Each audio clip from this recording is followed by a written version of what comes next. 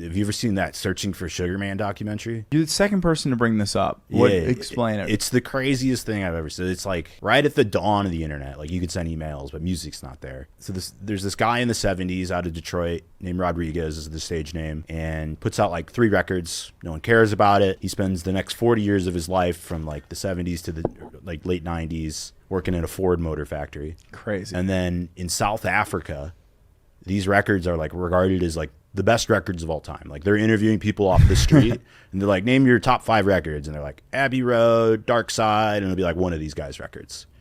And this guy's record was really like the anthem of like South Africa revolution of politics and apartheid. Like this was the music they were bumping. And this guy had no idea. And basically a journalist who's doing this documentary wants to find out what happened to this guy. And he comes in contact with him. Like eventually finds the guy in Detroit. Flies him down. He plays these arena shows. He's like he had to call off work at the Ford plant to go play these arena shows in South Africa. And that's like part of the documentary. They ask the labels like, how did this happen? Where'd the money go?